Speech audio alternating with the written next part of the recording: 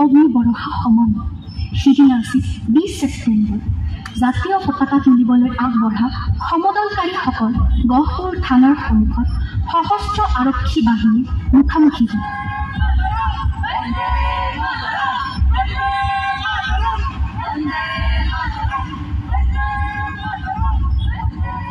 সমদলকাৰীৰ একেবাৰে সন্মুখত জাতীয় পতাকা লৈ আহি কনকলতা বৰুৱা মৃত্যু বাহিনীৰ সদস্য থানাৰ ভাৰপ্ৰাপ্ত বিষয়া ৰেৱতী মোহন সোণে সমদলকাৰীসকলক সকীয়াই দিলে, খবৰদাৰ আৰু এক খোজত নাভাবিবি।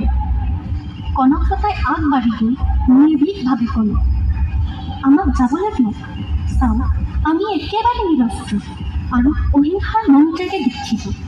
আমি থানাত পতাকাখন তুলিয়ে আঁতৰি যাম। নোৱাৰ বুলি কৈছোঁ নহয়, নোৱাৰ। অন্তত মহিলাখিনিক যাবলৈ দিয়ক আৰু এক খোজলৈ গুলি কৰিম। আপুনি চলে কৰক, আগুৱাই যামেই। ঠিক আছে, আপুনি আমাৰ কাম কৰক, আমি আমাৰ কাম। কনকলতাৰ কথা শেষ হৈছিল শিৱগাই গোচৰ প্ৰথম যাই কনকলতাৰ বুকু ভেদ কৰিলে। লগে লগে দেশ মাতৃৰ চৰণত কনকলতাৰ জীৱন উৎসৰ্গিত হয়।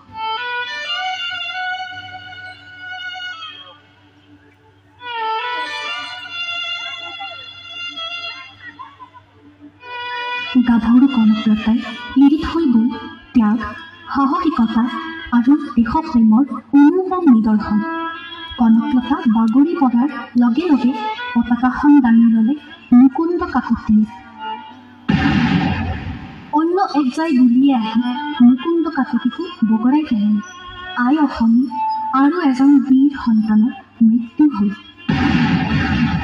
এনেতে সমদলকাৰীসকলৰ ওপৰত গুলী চালনা আৰম্ভ হ'ল। চেদেলি ভেদেলি হৈ উঠিল জনতা। এনে এক হোৱা দুৱাৰ লগা পৰিস্থিতিতে কোনো এক ঘটনাত দামপতি ৰাজখোৱা নামৰ এজন স্বেচ্ছাসেৱকে দুজন সতীৰ্থৰ সৈতে থানাৰ ওপৰত জাতীয় পতাকাখন উৰুৱাই দিলে।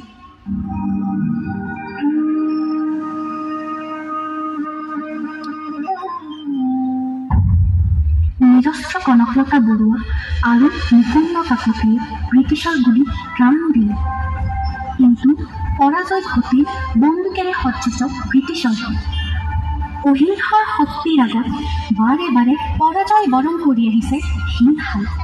দেশৰ স্বাধীনতা সংগ্ৰামত সফলতা নিশ্চিত কৰিবৰ বাবে মহামানৱ মহাত্মা গান্ধীয়ে প্ৰথমৰে পৰাই দেশবাসীক ঐক্যবদ্ধ কৰি তুলিবলৈ সদায় চেষ্টা কৰিছিল আৰু এই প্ৰচেষ্টাৰ ফলতে 1942 চনত সমগ্ৰ ভাৰতবাসীয়ে এক কণ্ঠে ভাৰত ত্যাগৰ আহ্বান দিছিল। ভাৰতবাসী এই ঐক্যবদ্ধ শক্তিৰ আগত ব্ৰিটিছে অৱশেষত হাৰ মানিবলৈ বাধ্য হ'ল। 1947 চনৰ 15 আগষ্টৰ দিনটোত আমাৰ দেশ স্বাধীন হ'ল।